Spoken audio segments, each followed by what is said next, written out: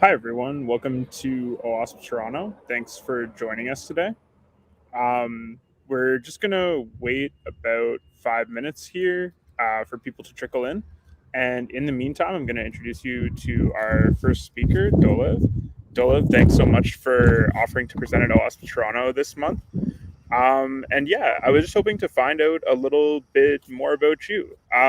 Could you maybe tell us what initially interested you in security and how you got into the industry? Yeah, thank you so much for having me. First time speaking at OWASP Toronto. I think the last meetup I attended was probably DDoS strike back in the days in Security Compass. Very like old meetup. Wow. I'm originally, he probably remembers. I got into security through DevOps in 2013 when DevOps was like probably just getting familiar in the name. Came to Canada in 2015 and got into more security stuff after I've been with F5 for a few years, focusing on the appliance, and then kind of wanted to focus only on security other than just DevOps and security, just purely security stuff. And then I kind of transitioned to the fintech space. And ever since then, I've been kind of, I would say I have broad understanding of security, so a little bit of AppSec, infrastructure security, and so on. And I'm interested in all things security, not specifically application security. So cloud applications and infra are all things that I'm very interested in. And I've been at Wealthsimple for the last year or so, acting as a principal security engineer. And I think that's how I got here, mostly DevOps background into security. That's awesome. Thanks so much. And our second speaker today is going to be Arvin. Arvin, same question for you. Like, what got you into security? How have you kind of ended up where you are now in the industry? Just if you want to talk a little bit about yourself. Right. So, hi everyone. So this is Arvin Monie. So, I've been having like over 15 years of experience in AppSec. So, it's a kind of a very interesting question, Jack, because like it kind of takes me to the days where I kind of started looking at like the basics of manual security testing and how do we do with the application. So, it all started. I all started as a network guy and post network. So I got an opportunity to kind of do an application security scanning. And that was a kind of a start, and there's no looking forward. So from there on, like I moved into the SAST, DAST, pen testings, and of late, like I focused predominantly on the DevSecOps and containers and cloud security. So I'm a independent consultant, and I work for various clients. So currently, like working as a DevSecOps engineer, consultant for a company. Nice. That's awesome. Thanks very much. And yeah, going back to you, Dolev, I know your talk that you're about to give is about GraphQL. Like, how did you kind of land on the need to like create this talk? Was it just like a personal interest or like a particular project, or? It's a great question. So when I joined Wealthsimple, I had no clue what GraphQL was about. And one of the things I had to quickly learn is what GraphQL is about. So I really started from scratch, learning about everything that's possible, as well as exploring areas that other people haven't explored yet, which led to a bunch of really interesting things that came out of this that I'll talk about in this presentation. And I'm still figuring out GraphQL, so I'm by no means an expert, but I hope that I'll be able to share a lot of information that might be new to even folks that have been using GraphQL in the last little while. Very interesting challenges ahead of us from a security standpoint, that's for sure. And I'm here to share everything that I've learned so far. That's awesome. Thank you. And Arvin, I know you're going to be talking about OpenShift Container Security in a little bit. The OpenShift Container Platform and some of the security features that it has in a little bit. Like, what initially drew you to using that platform? Like, same thing. Like, was it a project or like a particular need that you had? Oh, I think You're on still mute, Arvin. Sorry. like living in the new age. I still missed it. All right. So it's kind of an interest. Like I kind of always attached into the containers world. Like as soon as like Kubernetes was in, like I was too eager to kind of learn about the container world. So it started as a kind of a self-interest learning, and then I kind of got an opportunity to work like 3-4 years ago, and yeah, that it goes. So I kind of started doing the container maturity models, and then that helps me to kind of get into more into Red Hat based, not restricted to Red Hat, but like predominantly I work on Red Hat, and Kubernetes is something like which like on my own interest, I do some projects on it. That's great to hear. So with that, I think we're about 5 minutes in now. So I think we're ready to get started. So Dolev, I'll give you the floor. Cool.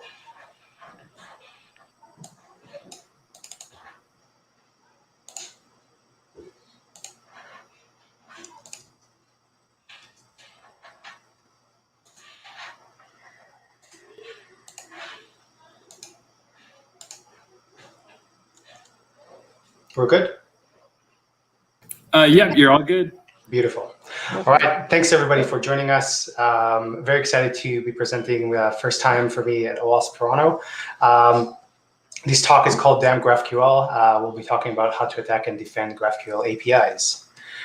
So for the agenda for today, pretty straightforward. We're going to start with what is GraphQL. So if you have no exposure or haven't heard about this, don't worry. We're going to start from the very beginning.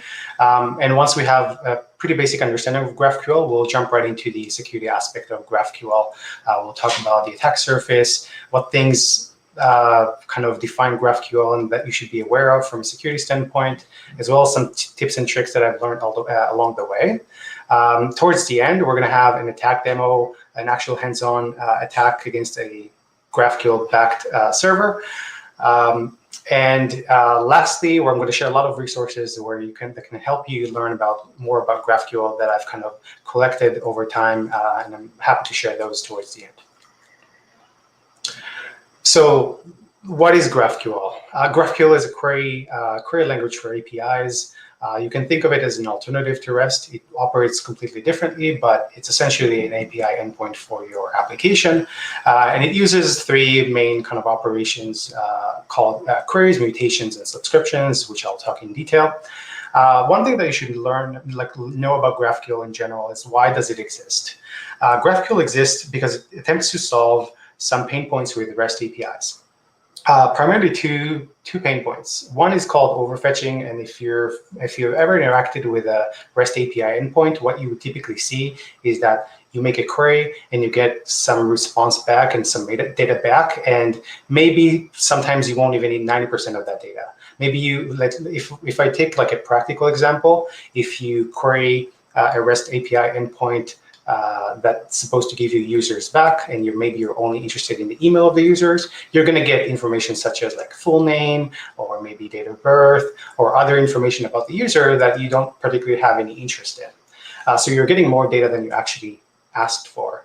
And underfetching is basically the opposite, where you make a query and you're interested in some kind of information, but the response only gives you partial information, which basically forces you to follow up with another request in order to complete the actual transaction. So GraphQL is supposed to solve this problem, and I'll talk a little bit more about how it solves this problem. But what you should know is that it attempts to reduce these round trips to the server in order to complete the original intent to get a piece of information. So GraphQL starts with a schema, basically a way to describe your data. And throughout this talk, I'll talk about the data model that kind of represents Pastebin. If you're not familiar with Pastebin, basically a website where you can upload like code snippets or any kind of text that you want, and you can share it with others, or you can set it to be private so that it cannot be seen by anybody. So I'm going to use the data model of Pastebin throughout this talk. Towards the end, you'll understand why. So what you should know about a schema, that it's composed of objects and fields. So for example, if you look at the paste example, a piece of text that I upload could have content, maybe a title, maybe some tags that are associated with this, as well as the owner who actually uploaded the paste. So just so you know, the relationship between fields and objects. So to talk about the first type of query, we're talking about reading data. So queries in GraphQL are used to read data, similar to like GET requests in REST endpoints. And you can see that the queries are kind of JSON-like. And the request at the top right side is basically me asking to get all the pastes on my website, but only specifically their title and content. And from the previous slide, if you notice, we have way more metadata about a paste other than just title and content, but I'm being very explicit about the things that I want to get back from the server. And if you look at the response, it looks almost exactly like the query. You get an array of pastes with the exact same data that you asked for originally. And this is what I meant by GraphQL is attempting to solve this underfetching, overfetching problem. You're only getting the things that you queried for. So the results from the server should be pretty predictable. Mutations is another way of interacting with a GraphQL endpoint. What mutations are basically, they're used to write or update contents. So if you were to create something or update something, you would typically use a mutation for that. So in the paste bin context, let's say that you want to upload or create a new paste, you would use a mutation and you pass a bunch of parameters to it, and you will create that paste on the server. But what's interesting, though, is you can create and read at the same time. So if you'll notice, we have a mutation called create paste. We pass it a title and content. But at the same time, we're also getting the title of that exact paste that I just now created. So if you try to compare that to a REST API operation that would do that, you might do something like you would post a request to some REST API endpoint to create a new paste, and then maybe you will follow up with another GET request to get that same paste from the title of the paste from that web server. So just so you kind of get the general feeling of how you can both create and read with only one request. A couple of things that I think would be very useful to learn from a security standpoint about GraphQL. Requests are typically carried over post. You can also carry them over GET, but the majority of the cases you will see post requests. GraphQL typically lives under a single endpoint. And there's a lot of interesting security aspects to consider when you're only using one endpoint. So most implementations will default to /GraphQL, although that's not necessarily always going to be the case. It's implementation dependent, but you can also customize it. So if you're, for example, a pen tester, you may want to discover GraphQL routes by going through some of the popular API versioning endpoints like V1, V2, and so on.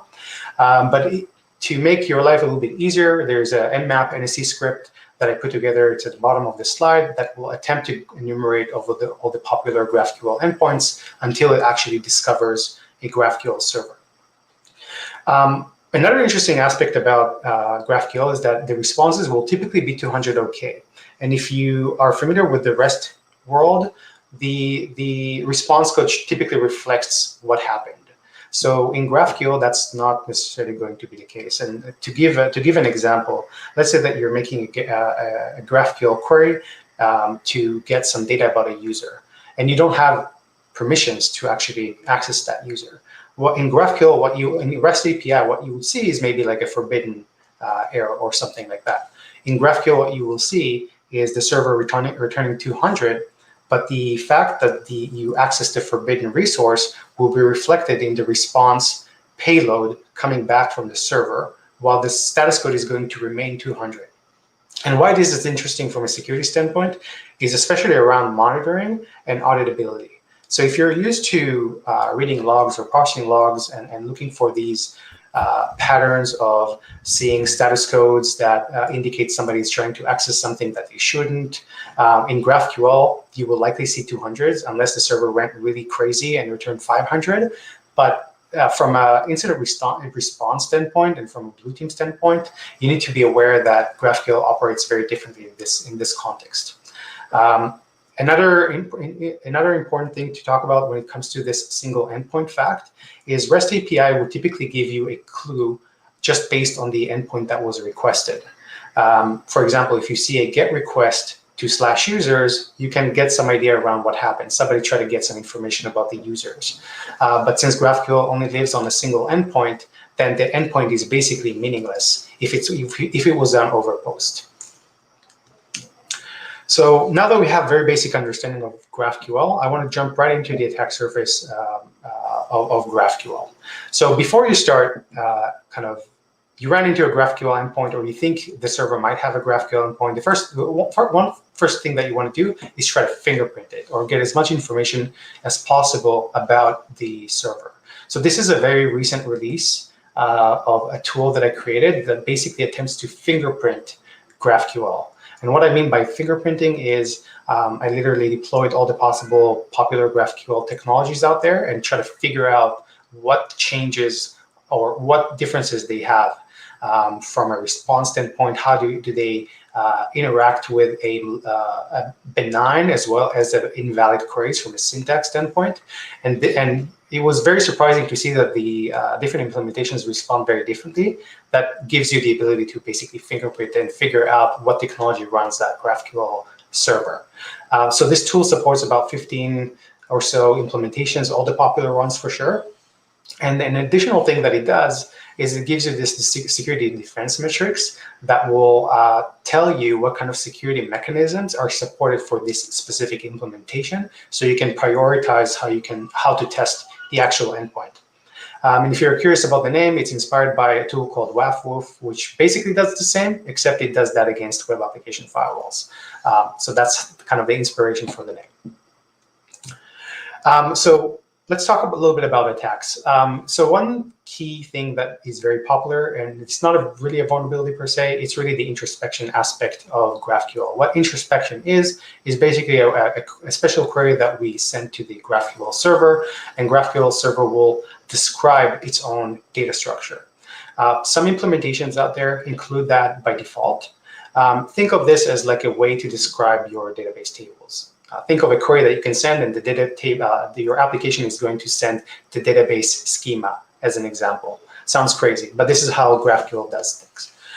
So in order for you to test, let's say that you have a GraphQL application in your environment and you're not sure if you have that enabled or not, you can simply use an introspection query. It's well documented. It's at the bottom of the slide, and you can send to see if you get a response back that would indicate this is actually enabled in your environment. And from a pen testing standpoint, if you were able to find a GraphQL GraphQL server that does have introspection enabled, you can use visualizer tools to actually read that introspection response and basically create this visual representation of the data as well as relationship between different objects, which gives you a really interesting way of figuring out how to query the endpoint. So from a blue team standpoint, regarding introspection, you can introspect your own GraphQL, but if you absolutely need to have introspection enabled, then you can at the very least place it behind some kind of authentication mechanism.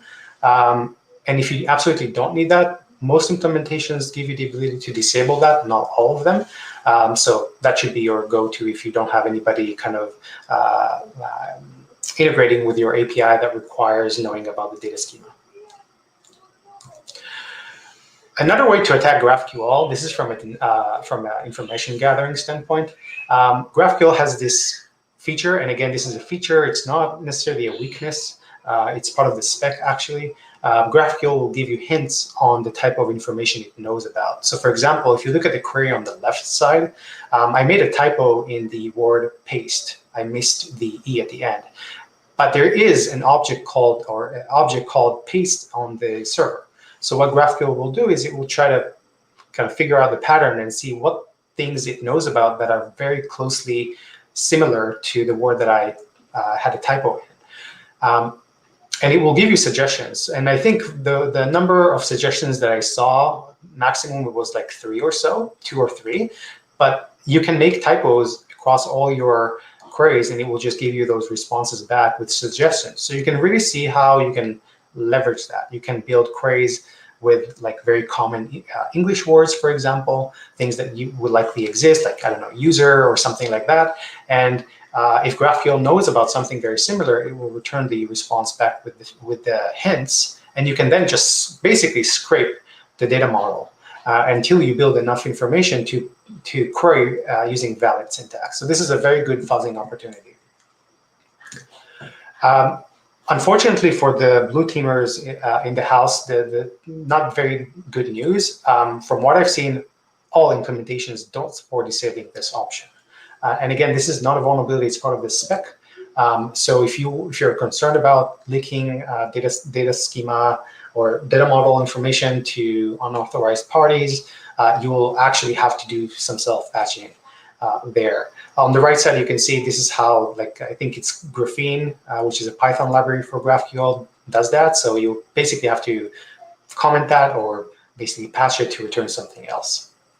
Just so you know, there is going to be a user experience impact here, because this is essentially supposed to help people interact with your GraphQL endpoint. So if they make a typo, you want to indicate what would be the right field to ask for in case they're running into issues. So just keep in mind that there's a user experience impact. Query batching. Let's talk a little bit about denial of service. This is going to be a very common theme in GraphQL. GraphQL does support sending multiple queries in one single request. What you should know about GraphQL, though, is that it processes them all in sequence. So if you pass an array with, let's say, 10 queries, it's going to process them one after another. So you can definitely abuse GraphQL this way. And if you find a query that's very expensive to run, you can send the same query multiple times in an array, essentially, and the server will have to process them one after another. The interesting part about this, if you remember, I talked about the single endpoint of GraphQL, is that this type of thing evades network level rate limiting. And what I mean by that is, imagine that you send an array of 10 queries on a single endpoint. It's a single HTTP request. If you send 100 or 1,000, it's still going to be one single request. So even from a web application firewall standpoint, they're going to see one request. So you will typically not block somebody from making one request, right? So this is very challenging from a mitigation standpoint. And I'll talk about how to try to mitigate against these type of things. And you can see on the left side, we're using a query called backup system, and you can pass that same query twice in an array. So from a blue team standpoint, if you want to try and protect yourself against query batching, you could, if you absolutely need to have that enabled, you can check the length of the array that you're receiving, which is a very kind of easy way to try in mitigating against this. Or you can use a concept called cost-based analysis. And what cost-based analysis is you essentially assign some value, some number to a particular operation, and you basically calculate how much that costs, the entire query costs. So for example, if backup system was assigned a value of 10, but you only accept a cost of maximum 10, then if a query sends 2 backup system queries, then that would add up to be 20, and that's not something you accept, so you drop that request. So in a nutshell, just use query batching where it makes sense. The implementations that do offer query batching, from what I've seen, do allow you to disable that or simply remove. You can simply remove the library depending on the implementation. So absolutely disable it if it's not something that you need. Query aliasing is another way to send the same query multiple times. Aliasing is basically a way to supply some kind of a unique string to each operation that you're using, and the server will respond back with those aliases being the keys in the response. And you can use the exact same query 5 times or so, and the server will still process them 5 times and return 5 of the same response. So this is an alternative to batch queries in the attack sense, not in how they're processed. But again, going back to the single endpoint example, it still evades network level rate limiting because it's a single request. To mitigate against this, one way is to use cost-based analysis, again, because you're going to process that request and you're going to basically have a sum of all these values. And if it exceeds the threshold, then you can simply not process it. Or you can build some kind of a middleware analyzer that will try to parse out these aliases. And if you receive a query with more than 2, for example, or more than 1, you can drop that request. This is not something that I've seen implemented in terms of built-in functionality or built-in support to do this maximum alias checks. So there's definitely a lot of things that you have to do yourself if you wanted to protect against these edge cases. Circular queries is one of the more popular ones. Circular queries basically happen when you have in your data model relationship between two objects that you can query together. So for example, if you think about like a parent and a parent will always have a child and a child will always have a parent.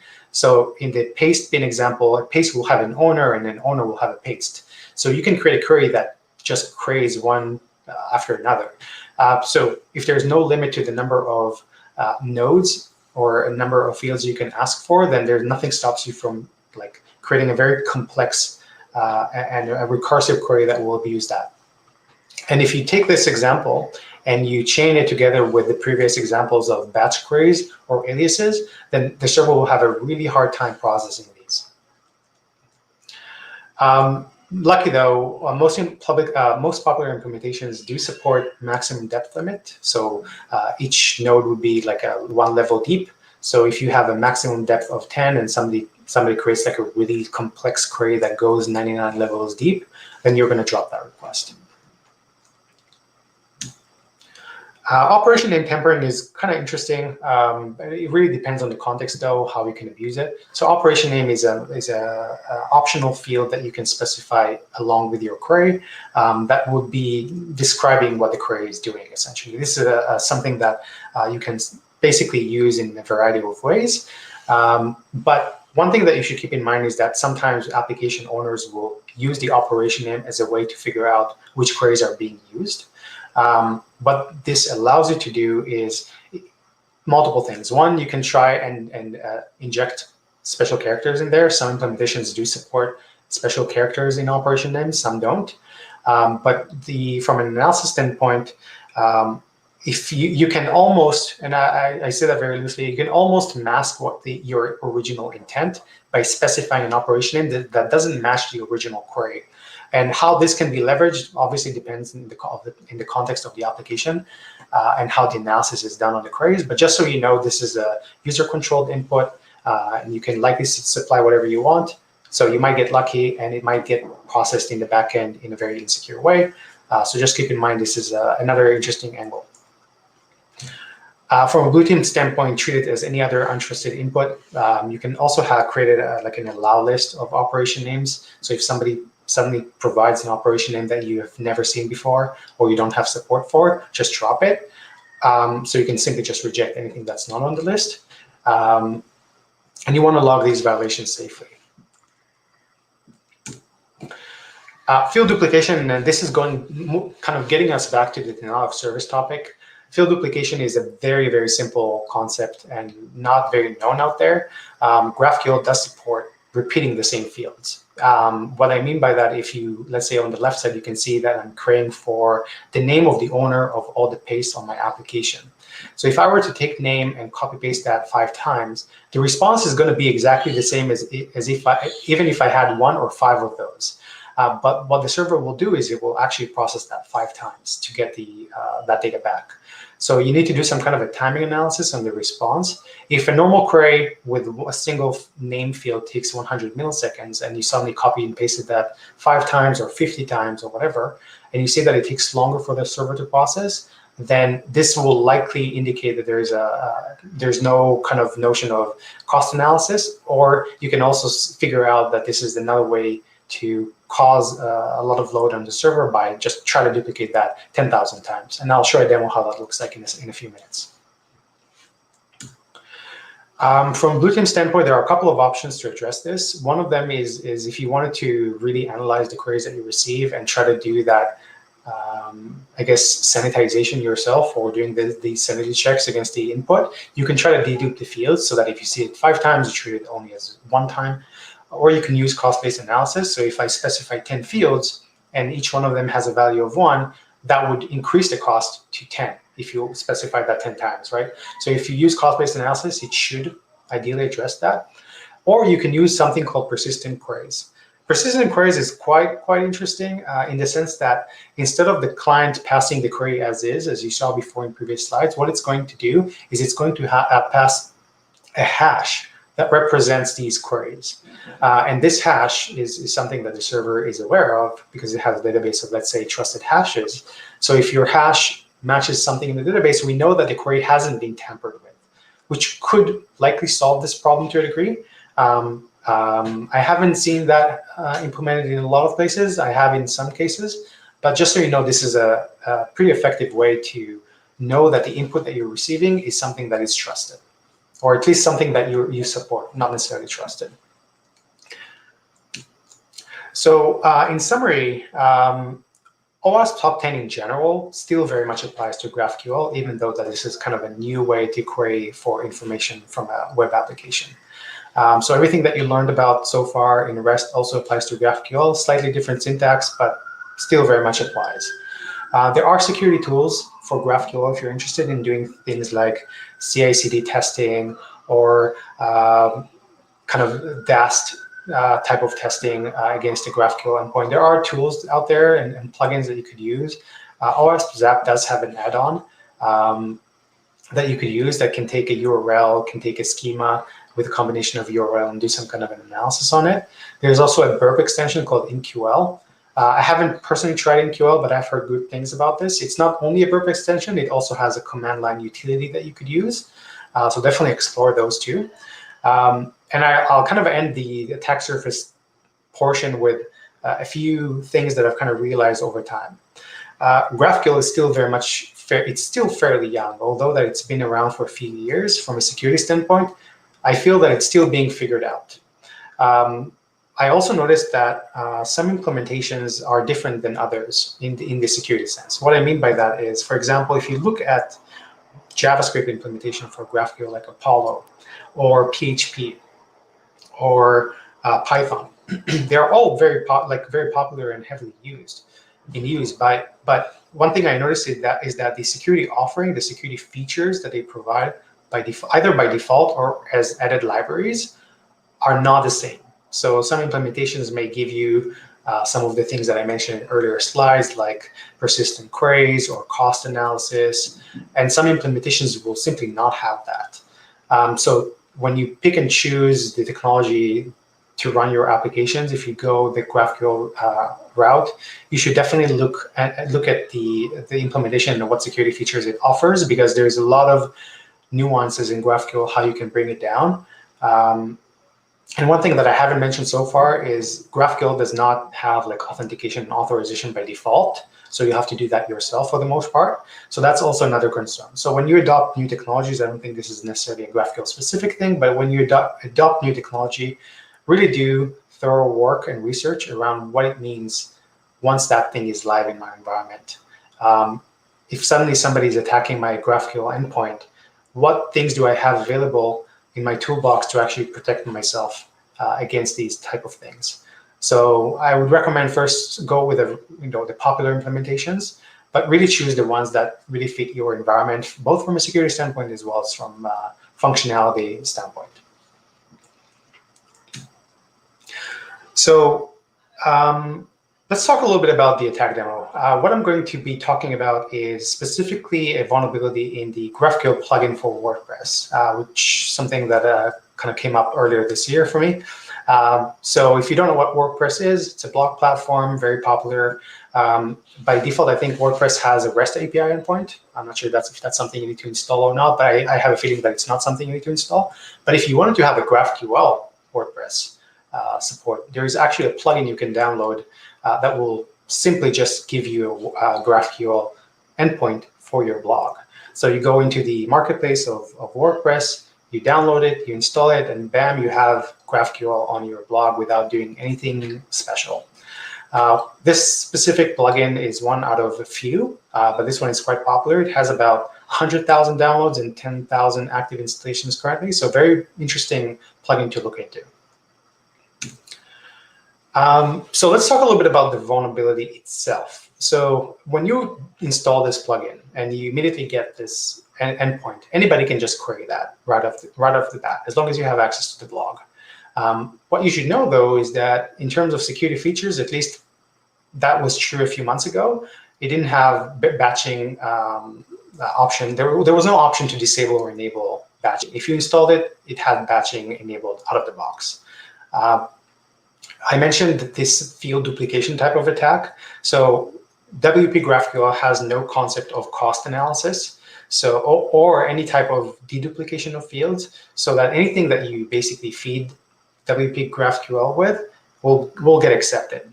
And there's nothing that you can technically do unless you have some kind of a web application firewall in front of it that can actually inspect the queries, where you can use some kind of an analyzer to do that heavy lifting of parsing out and filtering out the things that you deem as risky. And just like any WordPress blog, they're typically unauthenticated from like a viewing standpoint. So, and that's something that's quite expected. You have a blog on the internet, you want people to read the posts or comments and so on. So that API kind of mimics that. You can read blog posts and you can read comments on posts through the API. So in this context, it makes sense. So let's talk a little bit about the kind of attack I'm going to demonstrate, the actual exploit. So I'm going to start from the bottom up. So what we're going to do is we're going to try and get all the comments and posts from GraphQL on a particular WordPress instance, and we're going to try and duplicate one of the fields 10,000 times. And then what we're going to do is we're going to leverage the fact GraphQL has WP GraphQL plugin has batching support out of the box. And it's enabled as soon as you install it. And we're going to take that complex field duplicated query and send it using a batch query 100 times. So think about an array of 100 queries of the same type that ask for 10,000 fields. And you can really see how this can exponentially grow. And then we're going to take all this complexity and we're going to send 300 threads, send 300 requests using 300 threads simultaneously at the server. So you can see what type of response we're going to get. So from a computation standpoint, it's very complex to process all of these. So with that, I want to jump right into a demo. Pray for me if this doesn't work, because we're actually going to send live traffic at one of my servers. If this doesn't work, I have a demo, but I hope that things will go right. So let's try this out.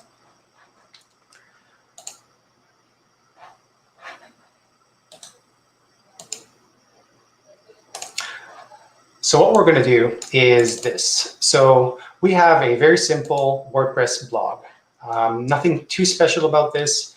It's a demo instance. And what I did was I simply went to the plugins and I installed WP GraphQL. This is no longer the most up-to-date version because it has since been resolved.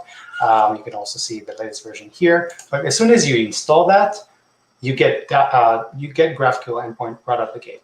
So when you go to when you're in the admin view of GraphQL, you get this nice little IDE where you can start querying for things. You can immediately start interacting with it and get some responses back. So nothing stops a user that's browsing the blog right now to figure out that it has GraphQL and can actually interact with it. So what we're going to do is I'm going to take the complex queries that I mentioned earlier, and I'm going to try and send that towards the server and see what the server will respond with and how that's going to look like for the end user in general. So I hope that you can see this. If it's too small, let me know. Hopefully I'll be able to get that feedback. But what you should know is on the left side, we're going to have like the attacker instance that's going to send those queries towards the server. And on the right side, we're going to tail the server logs to see what it looks like from the server standpoint once it gets attacked by this malicious query. Do you mind like blowing up the text a little bit, Dolev? Yeah, absolutely, absolutely. Really let me know when I need to. in the videos. Let me know when it's good. The right-hand side looks good. Do you want to try the left-hand side a little bit Sure. more? Thank Absolutely. you. That's helpful. That works? Yep. Okay, cool. So on the right side, we're telling the server logs that this would be our GraphQL server. On the left side, think of this as like a malicious actor. And what we're going to do is we're going to send this towards the server and pray that it goes down. So let's see how long this is going to take.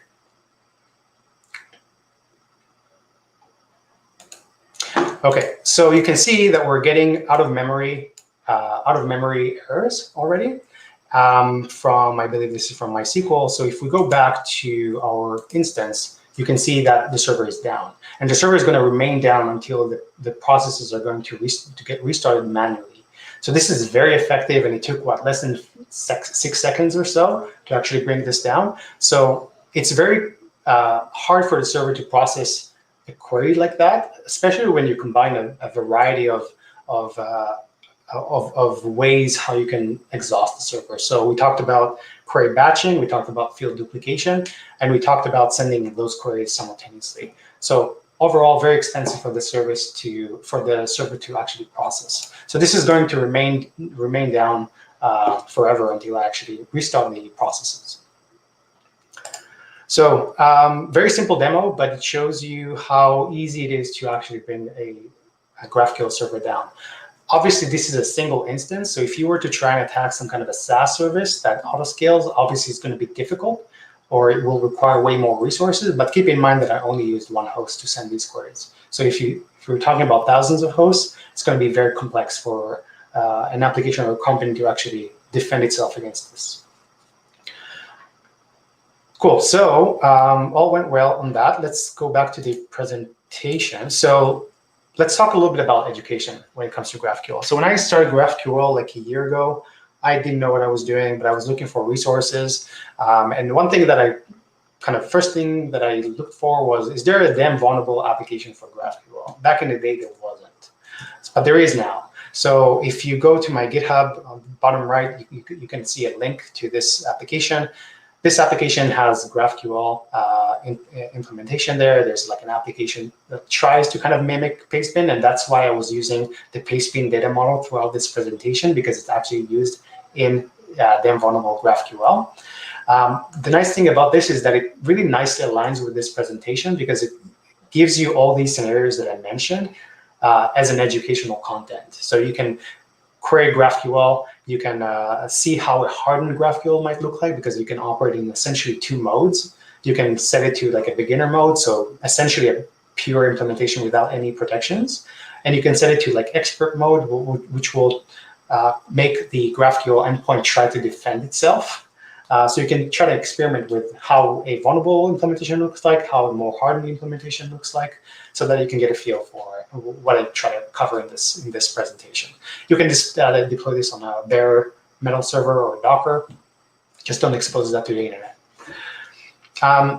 When you deploy that, you're going to see something like this. I already have this kind of loaded here, so you might as well just see it on my screen. This is how it looks like. The nice thing about this is when you go to the solutions, you can see all the type of attacks. Let me zoom in just to make sure that we can all see this. This is the table of contents, all the types of vulnerabilities that we have here.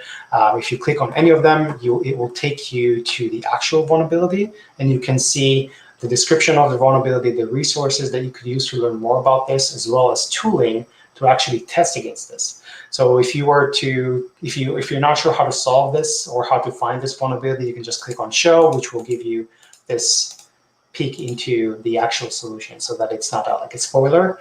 So you can just click on it and see how to actually attack it using this method. Again, it's free, open source. If there's things that you would like to see here or contribute, feel free, accepting any PRs. And I think with that, I'm open to any questions.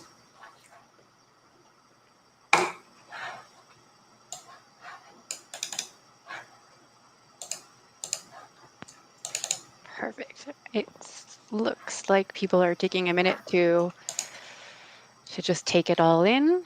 There haven't been any questions in the stream yet. Was there anything like in the presentation that you wish you had included, or like that you would include if you had more time to talk about it?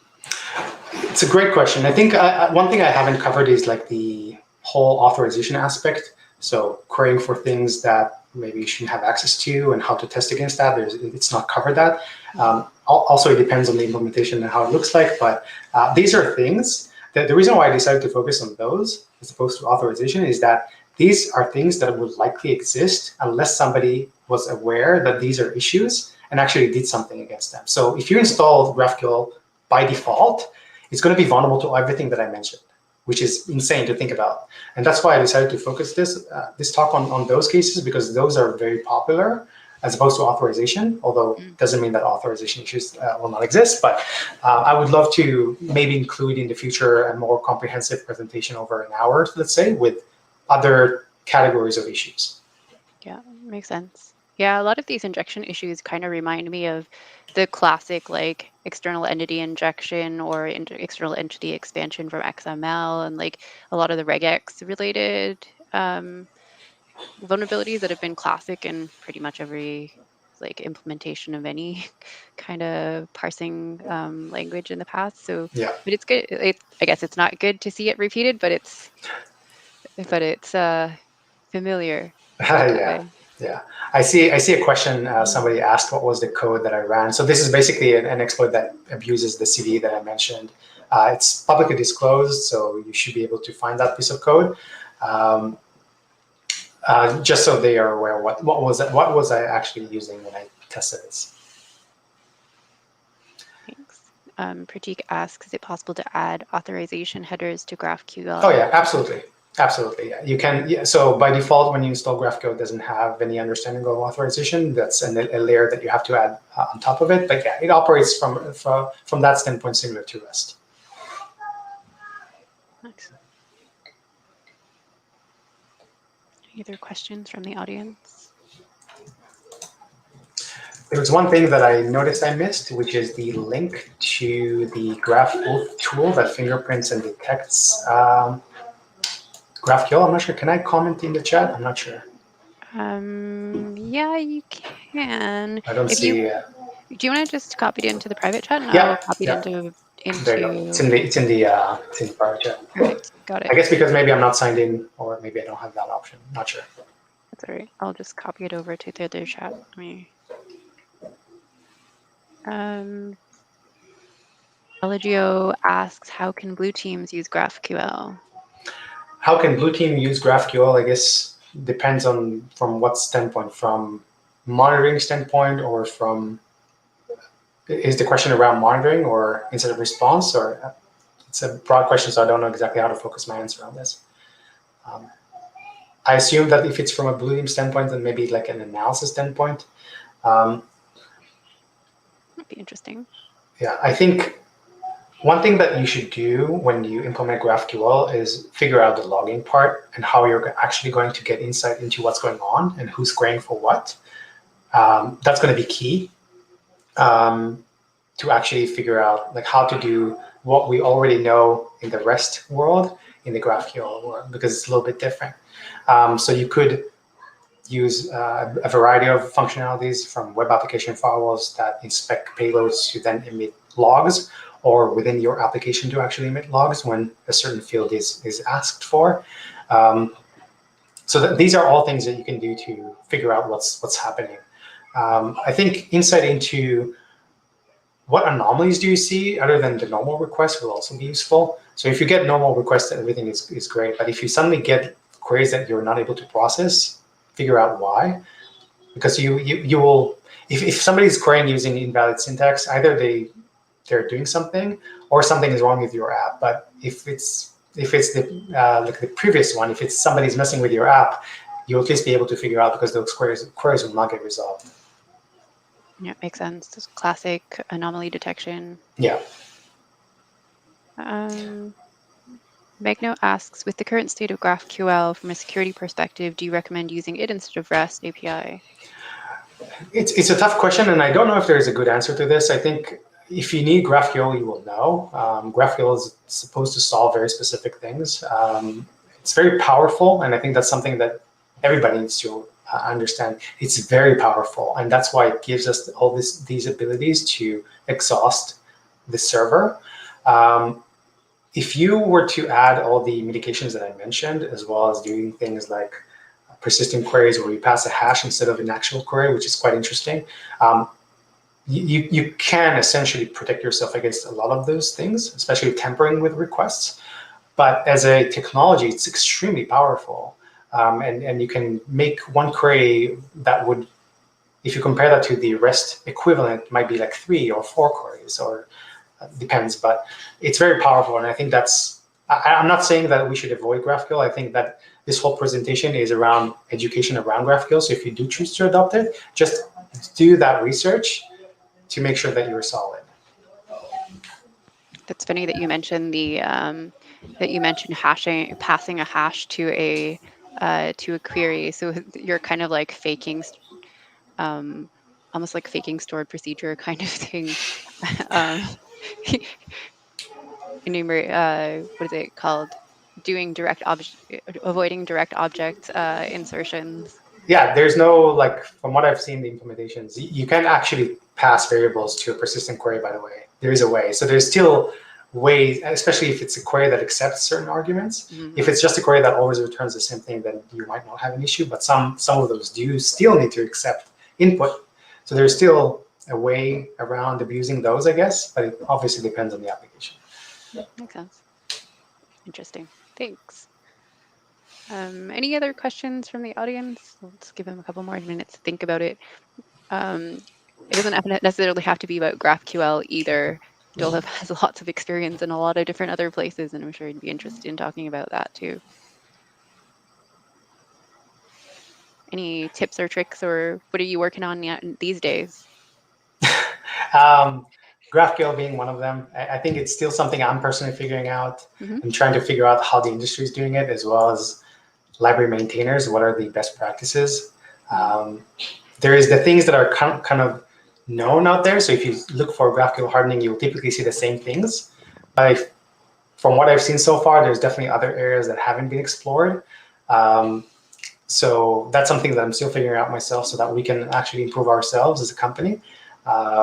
As well as improve the tooling of GraphQL. So GraphQL was like a very recent research that I did, just a few weeks ago. Yeah, so that has been keeping me busy for a bit. On top of your actual job, yes, I can understand. Actually, part of the job and some kind of interest outside of it. Yeah. I hear you. Okay. Cool. Looks like we're pretty much done. You want any last words for the audience? No, thank you so much for staying throughout this conversation, and I really enjoyed my time. Thank you so much for having me. I hope I'll be able to do this again. Thank you, Dolev. Thank you. All right. So at this point, should I hand it back to you, Jack? I'll stop. You can talk. Sure, sounds like a plan. Yeah, so we're just going to take a 5-minute break here. I think we'll return right at 7. But before that, if anybody has any jobs that they're looking to hire for, or they're looking for a job, please feel free to just toss that in the live stream chat. If you're looking for CPE credits, we have a feedback form, and we'll need you to fill that out. Even if you're not looking for CPE credits, we'd still very much appreciate it if you had any feedback on this event or even previous events. And yeah, with that, I think we're going to take a 8-minute break and come back right at 7 for Arvin to present. So yeah, stick around.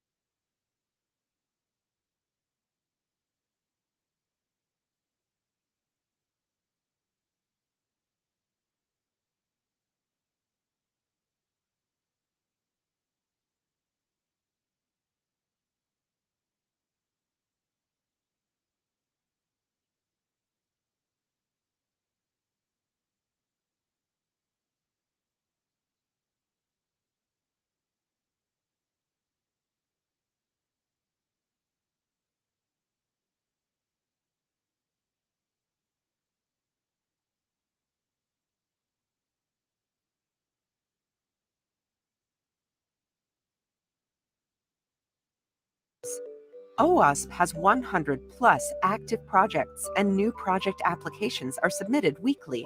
Projects are open source and are built by our community of volunteers, people just like you. Community and networking. There are hundreds of local chapters worldwide and thousands of members. Meetings are free and open to everyone. They include training, talks, and networking opportunities. Education and training. OWASP hosts many events each year. They are a great way to improve your skills, build your professional network, and learn about new trends in the industry. One of the many ways you can get involved is to become a member. The membership benefits include discounts for events and trainings, your own OWASP email address and Google Workspace access, a vote in our OWASP Global Board elections. And recently, OWASP added a brand new member benefit, access to hands-on application security training through the OWASP Secure Flag Open Platform. Join us and become a member today.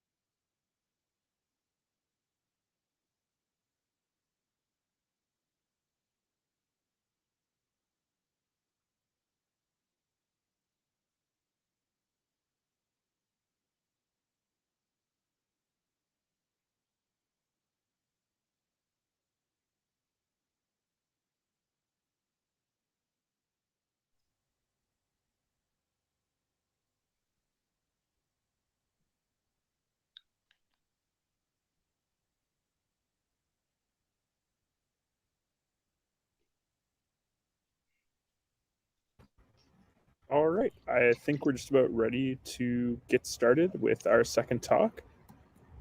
Arvin, if you'd like to share your screen, I will give you the floor. All right. Great. All right. Good evening, everyone. So this is going to be a kind of a presentation on OpenShift Container Platform and its security features. So let me just, okay. All right, so just kind of a quick rundown of what is the topic we're going to cover today. So we're going to talk about the OpenShift Container Platform, its overview and architecture, the RHCOS hardening standards. What is that? What is container security? What are the components? What are the key factors or layers within container security? What is an operator? What are the security-based operators which are supported by Red Hat? And finally, a couple of topics which I kind of added in are the Red Hat ServiceMesh, its overview and how it works. Adding to it, I want to kind of touch base in terms of network, storage, security, and auditing and monitoring. So this is kind of a big run through. So I have quite a few bit to cover. So probably if you have any questions, please feel free to ask me, put them in the chat, and I'll kind of have the private chats being discussed. All right. So I'll start off with the overview first.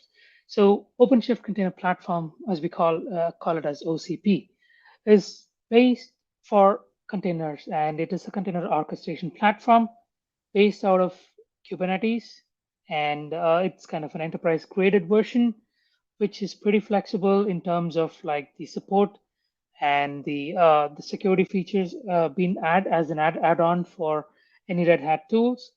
It comes with the default support from Red Hat, and it kind of has a very flexible licensing model in terms of in terms of like cloud on-premise deployments, as well as in terms of like the deployments for your bare metal VM hypervisor, take it to even cloud. We do have two types of installation. One is called IPI and the other one is UPI, which kind of customizes. One is an automated deployment into the infrastructure. Another one is a user base. So it kind of being customized according to our user standards. So as you all know, like the reason for there's more talks on containers is like the ease of scalability, availability, and we want to kind of have a continuous deployment happening at a speed where like we want to kind of have that implemented in a very fast manner. So with that in mind, Red Hat has developed a lot of security features in the new 4.x versions. So the previous versions lack a lot of security. So with that in mind, there were a lot of feedbacks provided back to Red Hat when the days we started back. There were not much of a major difference between Kubernetes and Red Hat. It was kind of, although a kind of a closed box, but like we find it like more pretty similar to that of Kubernetes. But then Red Hat kind of took a step on security, and they wanted to kind of enforce security components and features to make sure this is kind of enterprise graded. And with the with the OCP 4.6, they started kind of looking into the Azure AWS government-based standards. They are into the FIPS 2142 standard as well, which kind of enables their product to be kind of more in a cryptographic standards, making sure that it provides a wider range of audiences. So with that coming into picture, it's kind of a quick graph. So I'm going to quickly move on to the next slide. All right, so OCP is hosted on RHCOS, which is nothing but the Red Hat Enterprise Linux Core OS. So it is based out of RHEL 8, and it is a kind of a very limited process-based system which is better suitable for better control, better security, compliance, and limited system modification. As you all know, RHEL has like a lot of systems and process which kind of runs on a RHEL 7 or 8 mission, which might or might not be used by most of the team. So in order to kind of reduce the attack surface, Red Hat has kind of brought this Core OS concept and created this exclusively for its OpenShift platforms. So when it goes to OpenShift, so they just wanted to kind of have the support of debugging tools as well. So similar to Docker tools, Red Hat has its CLI tool called Podman.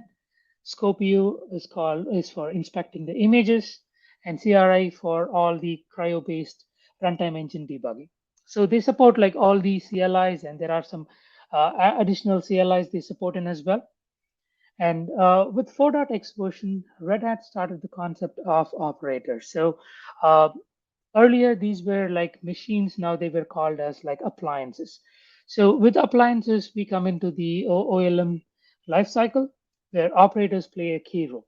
So in this particular OS, so the Red Hat has a kind of a mission config operator where it can take, instead of RPM-based packages, it considers all the packages as an atomic unit and kind of helps to stage the testing, like the dev environment's been upgraded first, the UAT or QA environment, and then into the prod environment. It kind of gives a staged process where we know what kind of a risk are we getting in. All of a sudden, when an upgrade comes, we don't want to rush in. We have a kind of a staged process, and mission config operator helps in it for a lot. And there are like operator for cluster management. As I said, like similar to what we call it as a data node, the data plane and the control plane. Operators for cluster management are crucial component which kind of are managed by cluster version operator. And some of the standards, as I kind of covered in for cryptography, for security control, and to reduce the security threats, RHEL kind of had this RHCOS into this ecosystem of OCP, and OCP 4.x, especially from 4.6, all the versions of master only supports with this particular version, which limits in terms of any immutability concept. When it says like, I wanted to kind of modify a base systems of this OS, until and unless I make sure that system goes through a rigorous process of hardening, I wouldn't be able to make the changes. And the second thing is, once you make the hardening changes, you can kind of have that as a simple YAML file. So this YAML file can be reused. No need for you to kind of think like what you did a couple of years ago when it comes to configuration. This YAML file stays with you, and you can kind of harden it as a three-stage process, either before the deployment, during the deployment, and even after the deployment. So Red Hat has made it as simple for kind of the administrators to make these changes, and the YAML file can be leveraged through the machine config operators and util operators. Coming to security. So as we all know, like containers are like microservices, monolith applications broken into small pieces. So we want to make sure the applications which are like broken into small pieces are maintaining the security levels as well. So container security is a multi-level layer, like as we said, like defense in depth. When it comes to containers, so what we see is like there are 10 to kind of 10 plus categories, but I want to kind of focus on the top 5. So the top 5 key layers of container securities are the host multi-tenancy, the content, registries, secure build process, and deployment. So I'll go through each one of them, more details about each of the topic, and then I'll kind of take any questions as well. So the container host multi-tenancy. So what is a container host? So as we said, like RHEL is available, and it is readily shipped as a RHEL hat RHEL security features.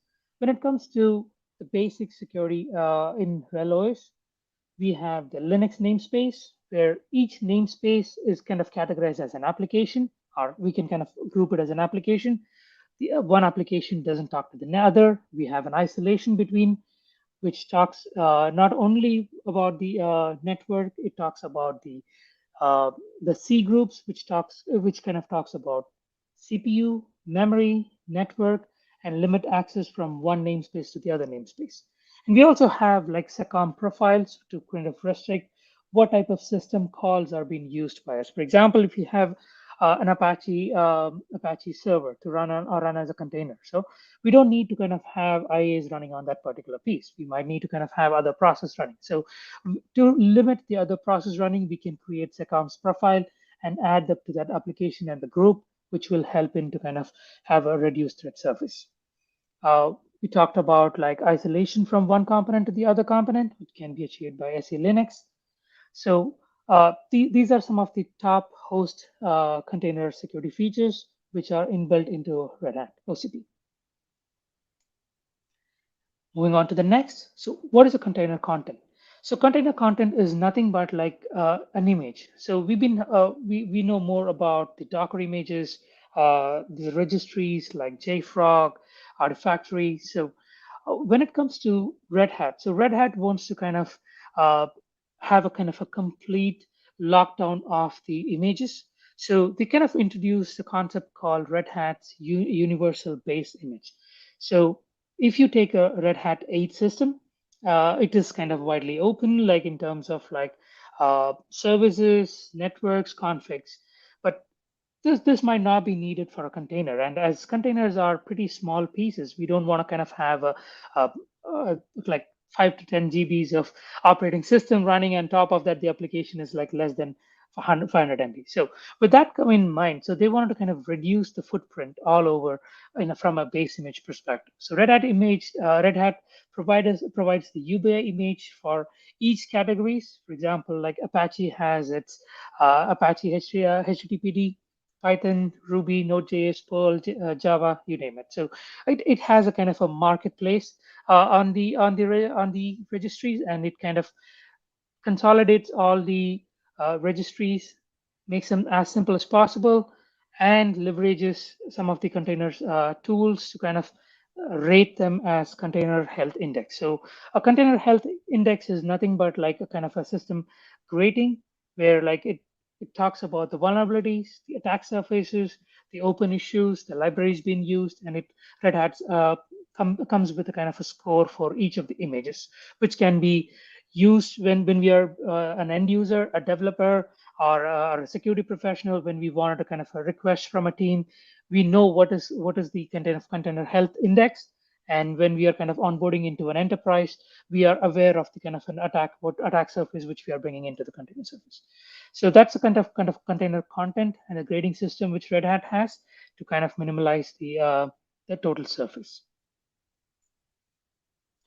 Coming back to the container registries, so similar to what we had in the content, so Red Hat has its Quay.io registry. So they had a kind of an acquisition in the past. So with respect to that, like there is an infrastructure operator called Image Registry Operator.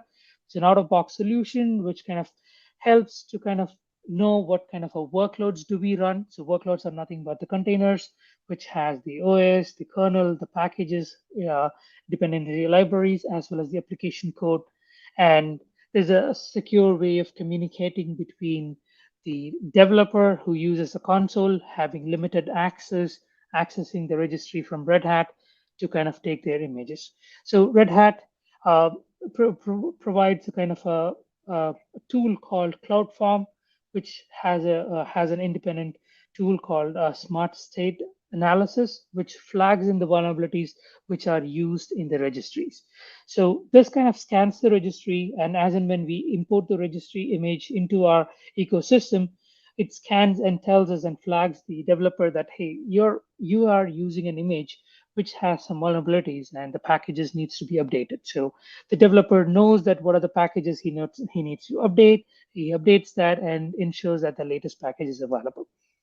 Also, Red Hat has a kind of a constant release cycle. So they are either like bi-monthly, they release patches as and when updates available. So we know a kind of a better way of pulling the standards and pulling the latest image in, making sure that you kind of test that on a stage process in the dev, UAT, and into the prod environment. All right, so securing the build process totally. So Red Hat, similar to the other tools like Jenkins, GitHub, so has a kind of a pretty integration with all the repos. So all we need to do is the developer has a kind of a triggers through webhook into the Git repository, checks in his code, commits his code, and the build process has been initiated. So the first thing Red Hat does is it kind of converts the source to image, an S2I image. So it's an open source framework which uses Red Hat base image, the application image, and the dependency libraries, combines them all together and makes one single image, which can be used by an application. The advantage of using it is this image can be used by the dev team, can be used by the DevOps team, can be used by the operations team as together as a package, and you don't need to worry about, hey, I missed this library, which is to be part of it. So because you're testing that particular image and you're promoting that image to the next cycle. So with that thing, so it kind of helps in to minimize the operation effort, automatically deploys new build for testing. We kind of have an automated release orchestration pipelines where it helps us to kind of test the latest, greatest images, make it do a unit testing, and make sure that developers are ready to kind of consume that in the UAT in the next cycle. So as I said, it simplifies the CI process. It also helps into kind of a better deployment, better build and manage any kind of serverless applications as well. So moving on to the deployment. So we talked about the build, now it's for the deployment. So as I said, like once the developer checks into Git, S2I has been integrated. S2I is similar to the Docker Compose file. So once we have the image, the container image is being spun up, and each of the applications are the pods which contains multiple containers are running into the built environment. So how do we kind of trust what do we do into this system is what the trust types are. So an image, once it has been brought in, as a cluster admin, the security policies can be tightly controlled and regulated in OCP. So the type of trusts are like accept, reject, and require public keys. So Red Hat has a kind of an open communication with JIT and as well as like with Docker-based images. So once we pull the image, we need to kind of ensure that the image gets kind of cryptographically signed, make sure we have a public key, which can be consumed by OpenShift and then convert into an S2I format. So yeah, that's kind of called a signature transport. So we use like Atomic or Docker based on the enterprise's requirement. And Atomic is kind of a default for OCP based system. It uses the API management and it uses signatures to kind of sign in the images which we are pulling in. And Docker is for others, which are third party, as well as local files, which acts as a kind of an additional image source and which helps into kind of bringing a custom based images as well. So Red Hat has its built-in security context constraints. So SACs, which are set of rules or conditions which is created for a group, which talks about like who can pull the image, who would be able to run as a privileged container, who doesn't need to run as a root container. So all these capabilities answering the questions like running the privileged containers, capabilities of container to be added, a host directory access, SE Linux context, and SecOps profile changes. So each of that is being created as an SEC policy, and default policies are available, and additional policies can be added and customized for more scrutiny in deployments. All right, so coming into operators. So as I said, like operators can be called as like a set of tools which are grouped together to make better use in an enterprise system. So some of the very important operators in which are available in open source by OCP by default are the compliance operator, file integrity operator, container security operator, and some other operators for machine config. So the compliance operator talks about like what is the compliance of my machine. I'm not talking about the worker node, but I wanted to talk about the master node as well, right? Due to the stricter regulatory compliance across industries like CIS and NIST, we need to make sure that our master system or the master appliance is also hardened and it is also compliant as well. Right. So as we have so many containers being spin up, API kubelets being spin up, which are used to manage the master nodes to kind of the worker node, we need to make sure we have a well monitored system which alerts and kind of runs scans on a regular basis and provides a result to the security as well as to the DevOps team to make sure their master systems are compliant. So compliance operator leverages OpenSCAP, which is a certified tool to scan and enforce security policies for its content and both master as well as worker node. Some of the key components are the compliance suites. By default, it has CIS and Essential 8, which is the Red Hat's key 8 characteristics for both masters and worker. Similar to that, like we do have compliance profiles. So there's a default profile and we have option to tailor the profiles as well. So tailoring profile is based on the organization's need. How do we customize and how do we kind of either like give some options for the applications or the master nodes to run in or like take out some options. So tailored profile customization is also available for compliance operator. So the last one, which is the key component in a compliance operator, is to check the results. So results are available on the config maps, which are like on a kind of a summary results, but the key results, which is available in the ARF format. And Red Hat has Git Git page on kind of how to get the results out. It's a kind of a simple graphical results, which kind of tells us what is the severity, what are the components, what's the percentage of our master, what's the percentage of our nodes, and other information. So what would we do as a next step, right? We know that there are some vulnerabilities and there are some checks which needs to be passed in. There are both automated as well as manual remediations available. Most of the enterprise systems, we would prefer to kind of have a manual remediation done, because automated remediations, we might end up in kind of not wanting to close some of the issues, and we want to make sure that everything goes through a proper standard fix process.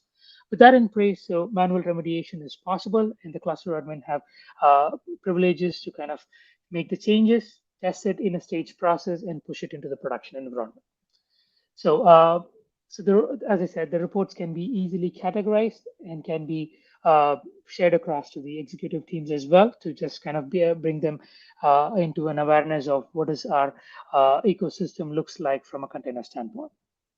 So this is compliance operator. So a quick kind of an overview of like how does it work, and it is a pretty easy to kind of install in.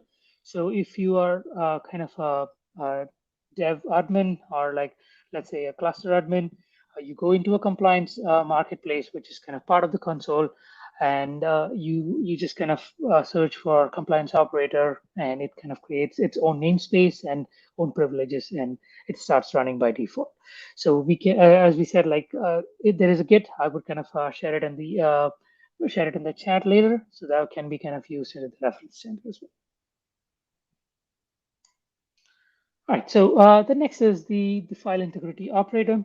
So file integrity operator talks about like what is my sanity on my host systems, right? So I want to make sure that like the application worker nodes does not have access into the host, and if there is any kind of a change or modification happening in the host, I want to know like what's happening and what was changed from the past. So this kind of runs the advanced intrusion detection environment ADA containers on each nodes, both master and worker, to make sure that like all of the hosts, configs, and file system is being secured and safe. So it kind of runs through a file integrity custom resource, so which can be kind of which is a configurable YAML, which needs to be kind of which can be modified to based on our needs. Once you install the file integrity operator, you would know what is the kind of a node status for each of it. So either it is succeeded, it has failed, or it's errored. So when you see when a container or when a node is being succeeded, you know that it has passed the ADA checks and it is kind of good, and it can run at a nightly or a weekly or a monthly as well. So anytime there is a fail condition, you would kind of find the results on the config map, which will help you to understand more on what are the reasons for a failure. And by default, as you know, config map is a small file, so anything over 1 MB, we might need to kind of consider zipping them up into a separate pod, spinning up. We need to spawn up a new pod, zip the file, and kind of close or delete the spawned up pod and take the report out. So this is file integrity operator, like pretty simple as that of the compliance operator. We have options to easily install, and the cluster admin has a kind of complete privilege. And as part of security, we would be like fully aware of what is the compliance and like how each of our master and worker nodes are against the ADA standards. I'll go into the next one. So this is a pretty straightforward container security operator. So this is used to scan the images which we run in, both application images, infrastructure images, to identify the vulnerabilities. So when it comes to vulnerabilities, it kind of has an option to do more the open source vulnerabilities as well as the vulnerability from an application standpoint as well. So we can trigger watches or events, which kind of runs on the pods on a particular namespace, which monitors for any change in the image. For example, if the latest tag, if you're using a tag 1.0, and when a developer pushes 1.1, this pod identifies that there is a change in the pod running on this particular namespace, triggers the scan, and checks the results back into the developer as well as to the available for the dashboard. So what it does is it kind of gives us more as a kind of an holistic view rather than waiting for some other XYZ team to kind of run the scan and have the results and show what are the kind of vulnerabilities open in our application as well as in our package. It gives a kind of a overview to the developer, like a kind of a shift left concept where developers know upfront what is that they are signing off, and is it kind of the good thing to promote or not, and if there is any kind of an exception process needed. So all the vulnerabilities are exposed via the image manifest vulnerability object, which is a kind of an API for kubelet, and that's been available for the kube cluster admin as well as the security cluster admins if you can provide a right access. Once the vulnerabilities are identified, like we can restrict the images being used as well as we can alert the particular teams or like watch list as such. So when I said restrict the images, so example, like you have your dev environment and you want to kind of promote the latest image, we are like very particular on using the image tag rather than using the latest tag. By mistake, a developer kind of pushes the image with the latest tag in it, and it comes to UAT testing. So while in UAT, the container security operator runs in and identifies the image and kind of says that it has like 4 or 5 critical and it has a latest image being available as well. So what container operator does is it kind of restricts the particular image, alerts, fails the deployment, and instantly gives a kind of a scan results back into the developer, into their pipeline, making sure that they know what's the reason for the failure and what needs to be done in order to kind of accommodate. So in terms of any kind of exception, the pipeline needs to be customized and an exception needs to be allowed over a period of time and made sure that's been addressed in the next cycle. So these are the 3 containers operator, which kind of plays a key role in a Red Hat.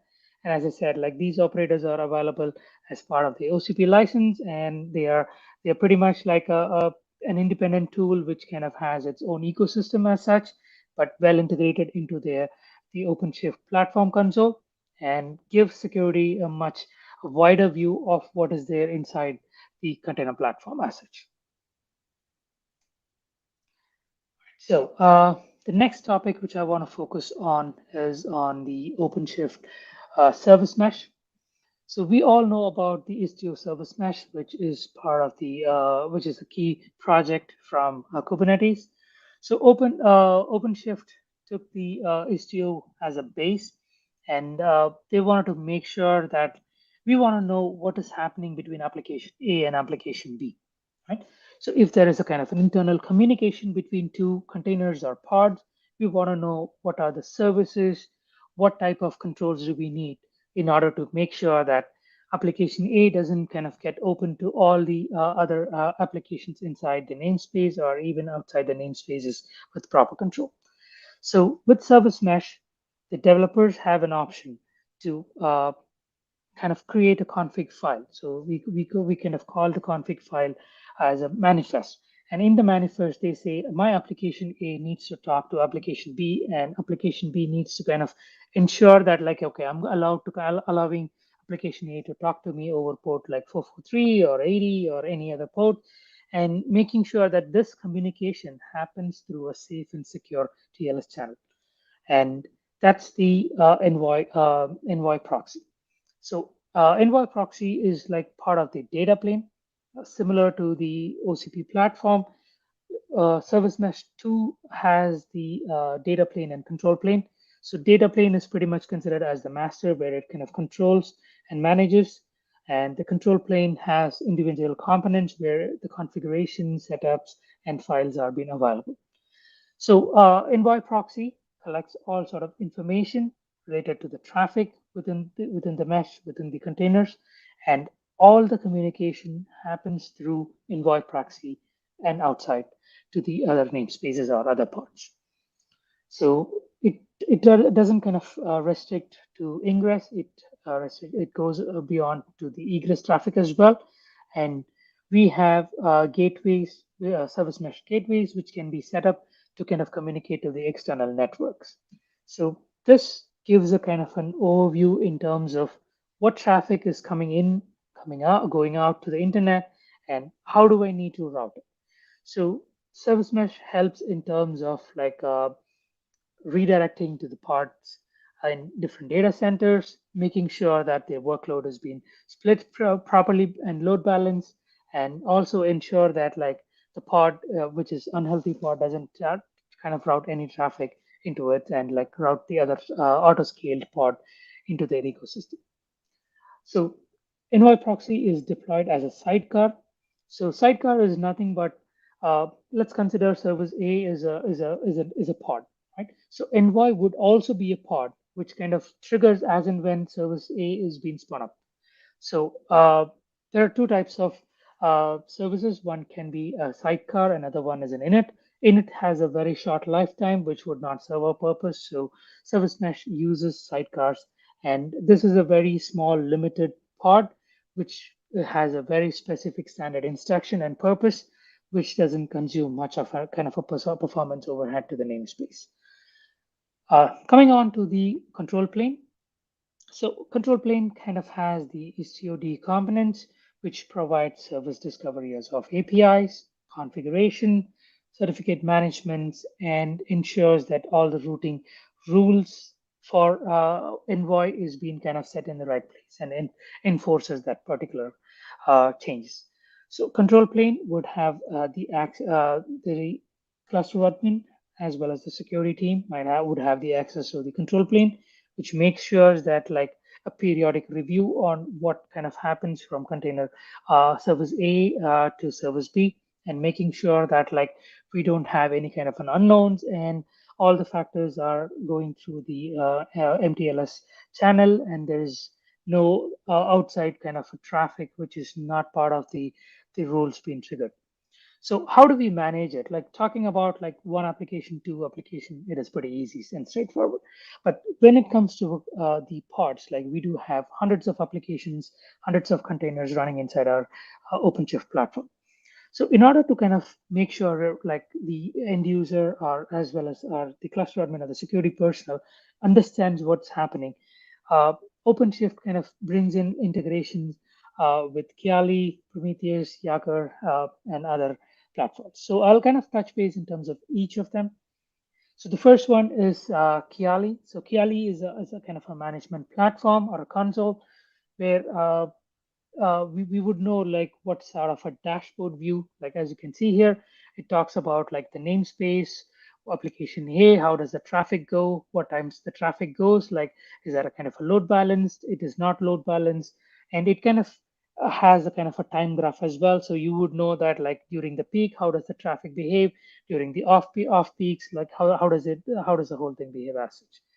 So that's a Kiali dashboard, which is like pretty much leverages Jaeger, Prometheus, and Elasticsearch components on the background. And these are pretty simple, straightforward to kind of launch in as a container operator. Service mesh can be leveraged as an operator inside OCP and can be installed easily. So next is the Prometheus. So as you all know, like Prometheus provides the telemetry informations about the services. It talks about like what sort of an alerts we do have, what sort of violations we have, what is the health, and what is the kind of an overall service mesh topology as such. So these informations together tie into the distributed tracing, which ties up into service A for an application, service B for application, and sees like what sort of rules do we have. So that's Jaeger.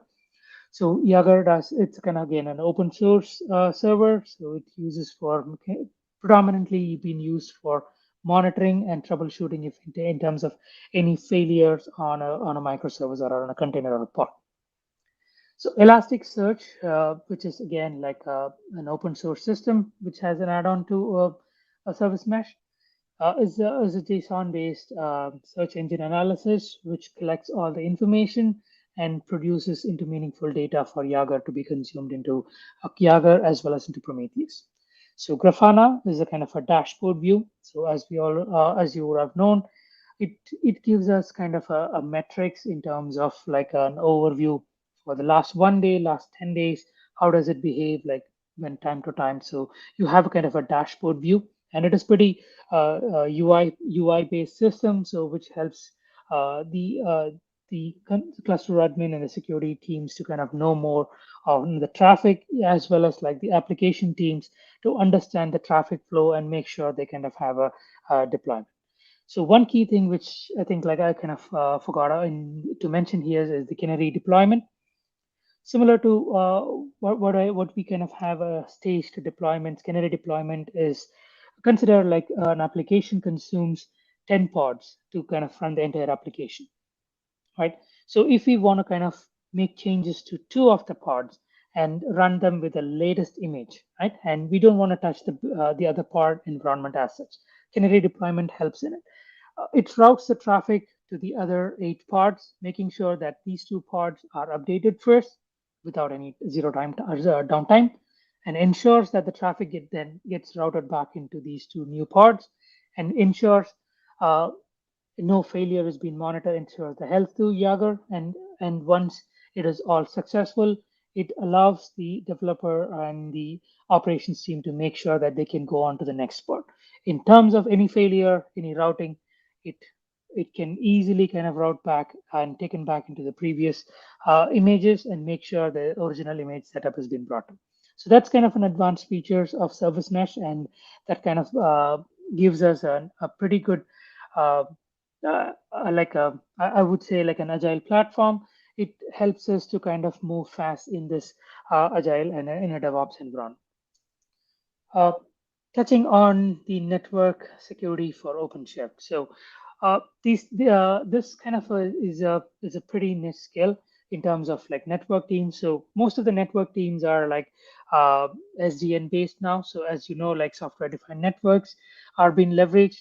OVS has been the primary component for OpenShift, and it uses the container network interface to communicate routes, and each platform is assigned a route and made sure that has a wildcard certificate to publish that outside the internet, and that has been hosted into the DNS systems. So OCP provides a comprehensive custom-based solution, which is pretty immutable from a network standpoint. And the firewall rules which were limited to kind of 50 is being moved to 5,000. Rules can be kind of added into a config, and each of the network policies can be targeted to a namespace level as well, which means that when I have a network policy for service A, which is a particular namespace and an application, it can be very specific and targeted, and it doesn't kind of impact service B, which can be open wide to the internet. Right?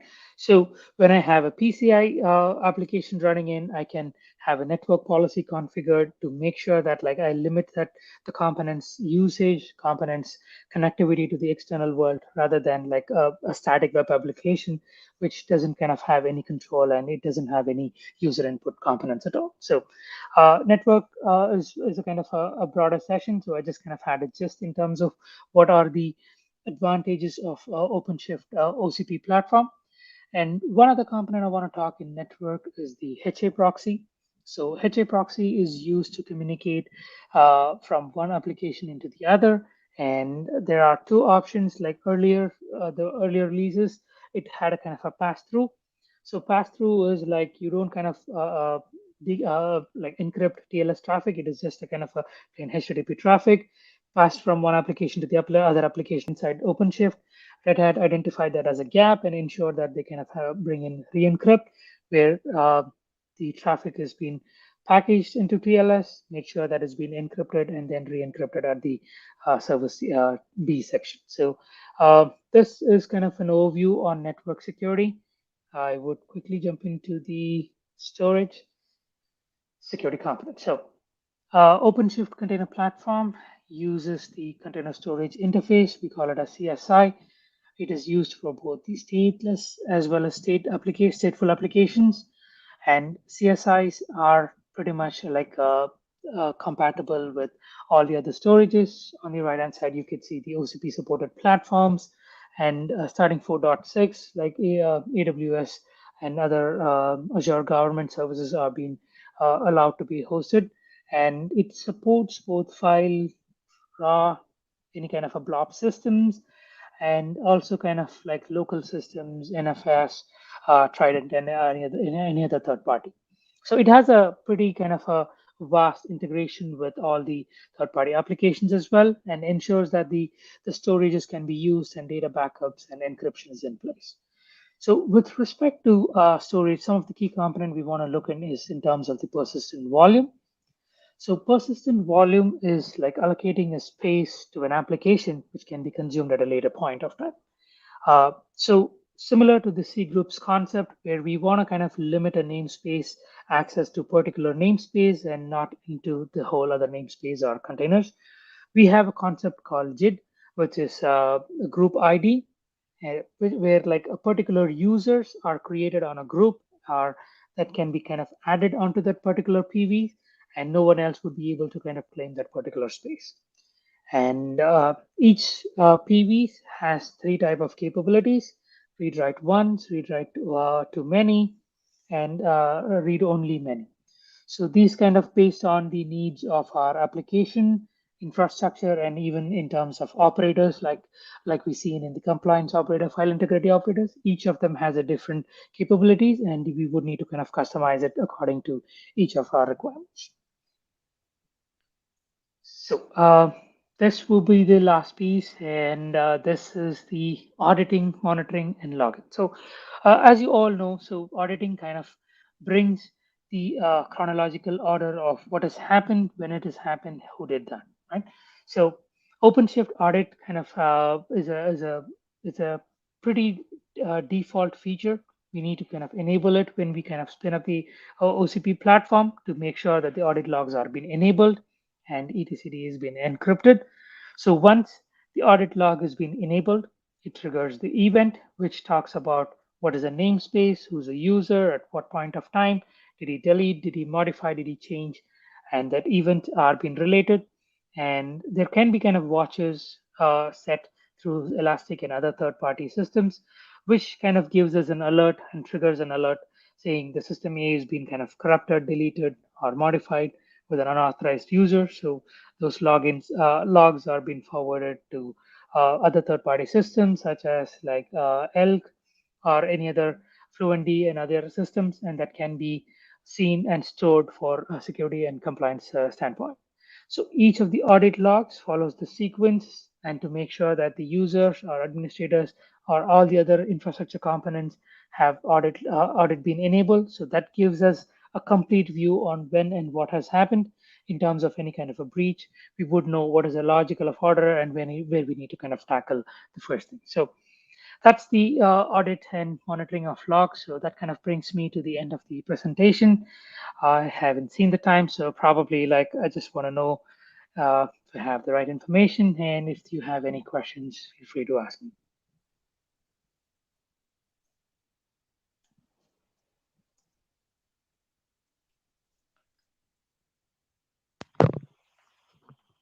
Thanks, Arvin. Let's give people a couple minutes to think about what they're doing. Any tips and tricks for the audience? Anything else that you would recommend they look into? So, so in the reference page, I've just given kind of a hands-on for. Sorry, yeah, my bad. Okay. Oh, I see. All right. So there is a kind of a hands-on lab called Katacoda, so which can be used, and even Red Hat provides a kind of a trial for 30 or 60 days. I don't remember it now, but like if you want to try OpenShift, it's pretty straightforward. All you need is like kind of a laptop to run the CRC.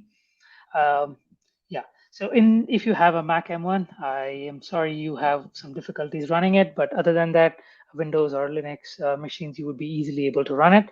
And you can try the developer view, the administrator view, and some of the containers, which operators, which we have as well. So, and Katacoda, as you rightly know, kind of segregates the components into each pieces. If you want to know more on ServiceMesh operators, and they have some of the tutorials and live lab sessions. based on the region where you start in and the time of connectivity, those are hosted in cloud, so you may expect some delay, but like they're pretty simple and straightforward, 30 minutes to 45 minutes for you to understand each of the topics. So that's kind of a pretty hands-on, like if you want to know what an OCP platform does. Nice. Thank you. Makes sense. I did have, while we're waiting for other people to ask questions, I had a kind of side question to a lot of this stuff. You were talking about Red Hat UBI containers images before. When I was first looking at that, they had sort of not really sorted out what their licensing model was going to be for ephemeral instances. Happen to know, like what they're doing with the UBI licenses these days? So UBI, like once you kind of consume the OCP, they have bundled it all together now. So the registry Mm-hmm. piece, they're giving the license as part of it. Mm-hmm. And as you rightly know, like before they kind of had a separate licensing model. Now they kind of clubbed it and are packaging it and selling it as together because they wanted to entertain people to start using UBIs, which kind of brings down the surface. So they kind of pretty much kind of gather that into the OCP licensing cost. So it's more like a centralized licensing server Yes. kind of thing right now. Yes. So Yes. you're Yes. leasing a license while the container's up. Yeah, so once it's like you pay for the OCP platform as such, and like you can kind of leverage the license by the developers, and you have subscriptions, Ah, and like I'm pretty sure like with the subscription model, like based on the usage, your cost kind of adds in. So pretty much like a lot of them go for a fixed subscription, like uh, and if there is any kind of an increase, Red Hat gives it free for sometimes, and over a period of usage, they say, hey, you need to kind of increase your subscription. So okay, yeah, okay. So pretty classic in terms of newer yeah, models. I hadn't paid attention. I hadn't exactly paid attention for a while, so I wasn't quite sure what they had done there. Thanks. that's good. Yeah, they're pretty much now focused on like I've kind of based on this is based on 4.6. So 4.8 is the latest one. So there are a lot of pretty much enhancement, and they kind of have a lot of features changed in. They say so. I have to talk to the TAM to understand more whether what are the changes in 4.8. So Totally makes sense. Yeah. Okay. Well, any other questions from the audience? Comments?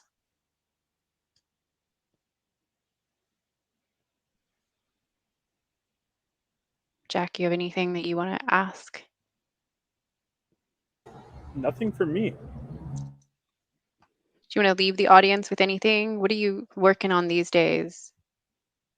So I'm pretty much working on containers in cloud, like both workload protection platforms as well as cloud security posture management tools.